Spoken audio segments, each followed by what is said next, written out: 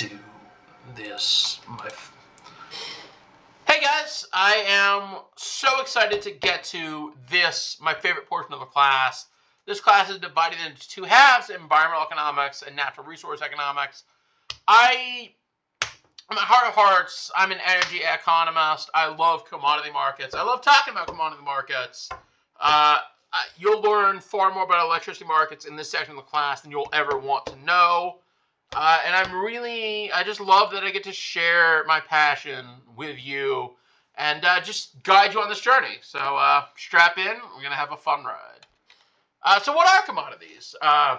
Commodities are highly fungible tokens. So when you think about cryptocurrency, you think about NFTs, non-fungible tokens, the idea is that they're valuable because none of them are like the others. They all have some sort of thing that makes them special, and two distinct copies are not identical. With commodities, two distinct copies are identical if they share properties. For all intents and purposes, a bushel of corn is the same no matter where it comes from, and they're perfectly substitutable. So you might say, well, what if there's different qualities of corn? Great question. Different qualities of corn are rated at different levels, but if the same level of rating is the same, they're perfectly substitutable. And then generally, if global markets are highly volatile, this varies. Metals are less volatile than agriculture, are less volatile than energy. And there's specific and valuable physical properties inherent in their chemical makeup. We'll talk about at the end of next lecture, we'll talk about the actual definition of a commodity from a legal perspective. But in general, think about commodity markets, you're thinking about things that have some sort of value because of their physical makeup. So types of commodity markets, there are four main types of commodity markets. You're starting to see the emergence from a legal perspective of other things like cryptocurrencies and prediction markets, where they're commodity markets, but they're not the traditional things we think about commodity markets, but these are the OGs. These are what we think of as commodity markets when we're traditionally thinking of commodity markets. So energy commodities are not derived from any substance, but the energy inherent in that substance. So you have agriculture and you have metals. They're really heavily dependent on the properties. Energy commodities are about what energy is in the substance, what is in the chemical, and how can you get it out. So energy is fundamental to production. There is no economics. There is no capitalism. There is nothing without energy. Capital without energy is a statue. Labor without energy is a corpse.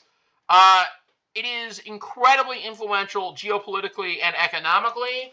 In a lot of ways, the United States entered World War II because of the embargo of Japan in terms of oil. And in a lot of ways,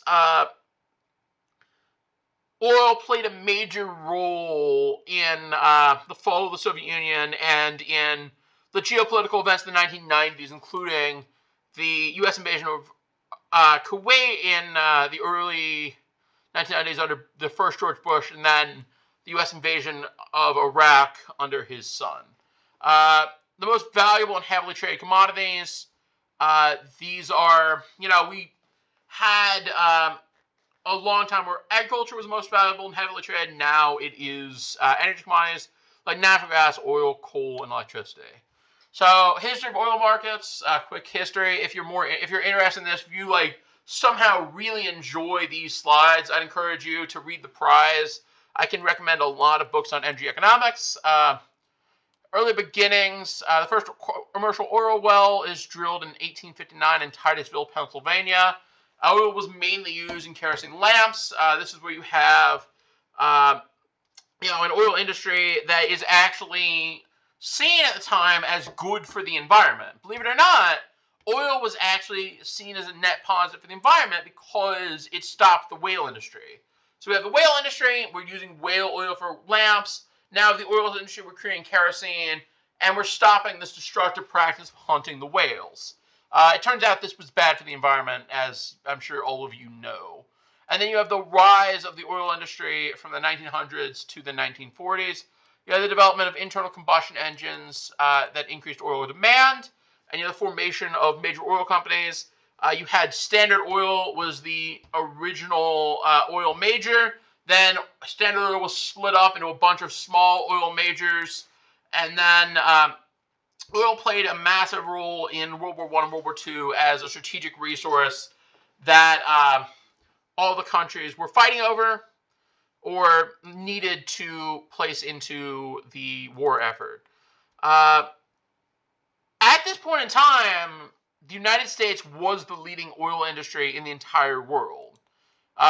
This was well before Saudi Arabia became a leader, and then the United States would take back the crown as it has done now. So you have the developmental of internal combustion engine. This is actually interesting of a response to a development in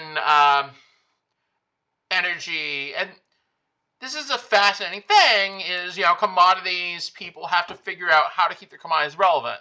So oil was originally used for kerosene lamps, and then Thomas Edison comes around. I have a picture of Thomas Edison on my wall that I'm looking at right now.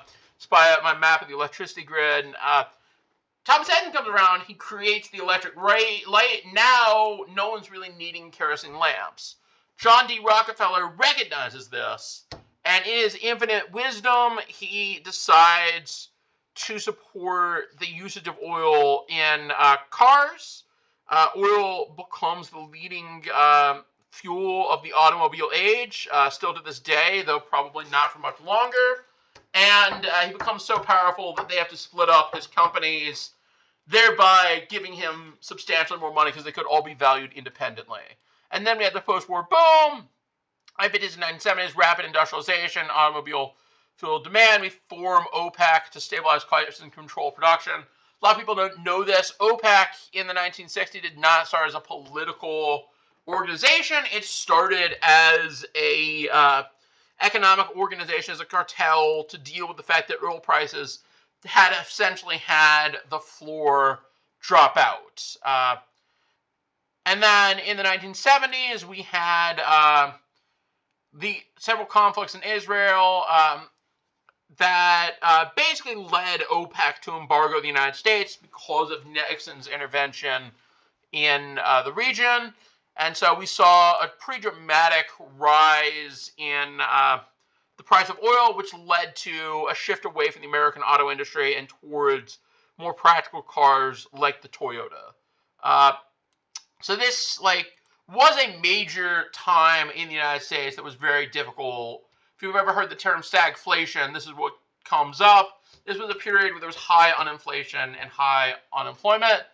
And then today, oil still plays a massive role in geopolitics, but we've also, as the United States, become a net energy exporter. We are now an energy exporter. We're now an oil exporter even. We are one of the dominant oil countries in the world because of shale oil. Oil is right now the most productive industry in the United States.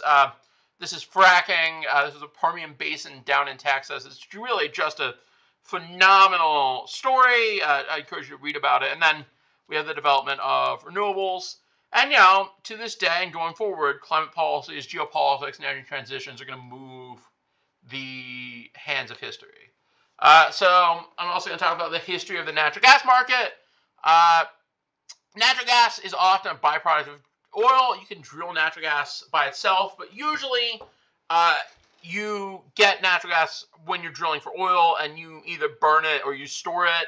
So that's why you see a lot of flaring down in Texas. A lot of that's just natural gas that it isn't economic to store. That's kind of changing. It's used locally due to the lack of long-distance pipeline infrastructure in this period. So you just got it where you had it, and you couldn't really ship it somewhere for the development of energy in somewhere else. You just had to use it wherever you had it. And then 1940s to 1960s, we started expanding the natural gas pipeline project. We constructed large-scale pipelines that enabled interstate transport. Natural gas became a significant fuel for heating industrial use. I think a lot of people don't know. I mean, not a lot of people, but a lot of students, probably younger people, don't know that actually most heating, especially in like older buildings like the dorms, is not electricity. It's natural gas. So natural gas is the major heating source. It's a very cheap heat source. If anyone wants to do a project on this, replacing natural gas with heat pumps and with electrical heating is a major source of energy efficiency that's coming up. And then you saw the market regulation, deregulation in the 1960s. You saw the rise of the Federal Power Commission and FERC, who played major roles in the natural gas market in ensuring that some of the bad things that happened before this didn't keep happening. And then in the 1980s, you saw the deregulation and development of more sophisticated spot markets. And then now, in the modern market, you have LNG, which is liquefied natural gas. United States is an LNG powerhouse. Basically, we used to import LNG, and then fracking happened, and then we had to turn the terminals around so that they can now export LNG, and now we're shipping it to Europe. The way you liquefy natural gas is you get really cold, and then you put it on a boat. Very difficult to do, just an incredible process. You ship natural gas out of Louisiana and it goes to Europe. You can also ship it out of Boston because we have an export terminal there. At the time I'm writing this, we're not issuing new contracts to export LNG. But probably by the time you're watching this, Donald Trump is president, and we're probably going to be doing that again. Natural gas is now becoming the primary fuel in electricity generation. At some point, we'll stop, and that will transition to renewables or maybe nuclear, probably into renewables. But right now, it's the dominant fuel in electricity generation, especially in the United States, because it's very cheap in the United States, even compared to coal. And this is partially due to the new technologies, the combined cycle natural gas that replaced the older turbine infrastructure that was not very efficient. And it's still a major geopolitical resource that plays a part in United States hegemony, and Russia, as a geopolitical power, uses natural gas as a weapon. You'll often hear about Russia turning off the natural gas pipeline, the natural gas tap to Europe, and it getting cold in Europe to try to stop Europe from supporting Ukraine or opposing Russia's various political escapades. So that was energy. You also have base metals. These are useful for value and production process. They have a combination of strength and malleability. They're wide-ranging uses for different kind of metals. They can be mixed with other metals to create alloys. These are things like iron and nickel. These are just things, your bread and butter. Let's put it in a computer. Let's make stuff with these metals. Nowadays, you'll hear a lot about the rare earths. The United States actually invented the rare... Well, that's not exactly true. The United States invented the commercial rare earths industry. The first rare earth mine was in Europe. It was in... Let's look this up real quick.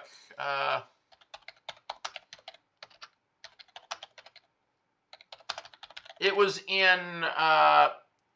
Ytterby, I always forget which one. Ytterby is the namesake of ytterbium, which is the first rare earth mineral.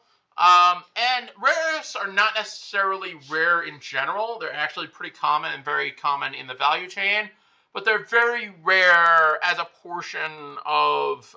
they're not even rare as a portion of the Earth's crust. What they are rare as is like finding them together. It's very uncommon to find a lot of rare earths together, which is why places like Mountain Pass and Ytterby were so impressive, because they have these massive deposits of these things together, which is economically economical to separate them. Rare earths are pretty fascinating because they have special properties that do things that other metals don't do, that allow you to do very specific things. I should mention now the dominant player in rare earths is China. They've done a lot to cement their dominance. But yeah, you have a lot of very interesting properties of these things like indium and iridium and Uridium, where these elements all come together and do very specific, very interesting things. iPhones are really a periodic table masterclass. The original semiconductors included very few elements. It started with silicon, and you maybe added some other elements to help stabilize it. Original batteries included very few elements. Even before you had the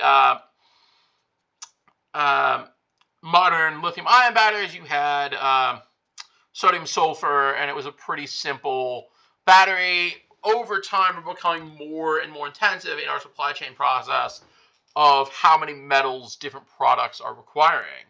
And, this creates a need for more and more specific metals, because in a lot of ways, the movement to the internet and to computers is a story about material science and the development of very good materials for production. Here's what I was talking about a moment ago. You have these metals using a battery. This is a standard battery. You have an anode, which is one side, and then you have a cathode, which is the other side. And then basically the way the battery works, you have electrolytes, and then you have a separator, and then you have the electrolytes.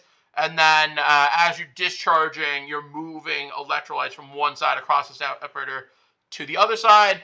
Obviously, copper, we'll talk about this in the electricity markets portion. Copper is crucial to creating a battery. You have an electrolyte solution. You have aluminum around the edges. And then, so copper is obviously the major player in anything electrical. That said, but then you have an anode, which is graphite, which is what is on one side, is on the discharge side of the battery, where it's making the battery stable. And then on the other side, you have the cathode, which is usually a lithium cobalt oxide in the current iteration. But we'll talk about different other possible cathodes and talk about creating how to create a battery. But batteries are a huge part of the renewable energy transition, and they're very metals intensive. So if you think that renewable energy transition is just very clean, just remember that these metals are very, very pollution intensive. So even though the batteries are producing less carbon dioxide, they are ripping a hole in the ground that, you have to think about. I also am very interested in these from a procurement aspect, where companies like Tesla, Tesla's a tech company, yes, but they're really a supply chain company. They're a supply chain powerhouse who has figured out, really down to a science, how to work out all these very specific bottlenecks in the supply chain for electric vehicles and for batteries, particularly for stuff like cobalt, graphite, and lithium. So the energy transition is an infrastructure transition. When you want to transition away from coal to natural gas, and then from natural gas to offshore wind and solar and onshore wind, you have to build a lot of things. I cannot stress this enough. We're not the first energy transition. Every generation for the past few generations has had a major energy transition away from one fuel source to another, and it's always meant building a lot of things and replacing a lot of things. In our case, it's going to mean building even more stuff, and it's going to mean a lot of metals, which we'll talk about pretty in a lot of detail in our optional Lecture 14 on environmental justice. So environmental concerns of metals in transition. Metals mining is highly environmental degrading. Metals are not unlimited resources. And there's this real risk that in this renewable energy transition, we are creating our children's next crises. Our parents passed to us this problem of climate change. They didn't do anything about it. Their grandparents didn't do anything about it. And now we're left holding the bag of climate change. We got to fix it. The way we've chosen to fix it, by electrifying everything and by making everything renewable. But maybe, just maybe, our children are going to wish we'd put more thought into the supply chain for metals and how to make it sustainable. I'm going to finish up metals, and then I'm going to end the video and make the next video focused on agricultural commodities and outlook. So precious metals, the value is not tied to physical properties, but the value is placed on by society. Gold and silver, you'll often hear that they have like very unique properties for electricity, and they have uses in industry. Yeah, you're using gold in people's teeth, and you're able to use gold as a conductor of electricity, and maybe you have all these other uses for gold. Very rarely is gold economical enough that you're using it in industrial products. That's usually the same thing with silver, a pretty small trace amounts, because it's pretty it's the best thing you could use for conducting. You could have in another world an electricity grid with a lot of gold in it, but the truth is it's just not economical to do that, so gold is largely useless, and the value is placed on by society. Why is it so valuable? Because it's rare, and because people really like gold and silver. We're going to end it here, and next time we'll finish up our little introduction to commodity markets. Really excited to take on this journey to become junior commodities analyst in training. Thank you very much. I hope you have a great day.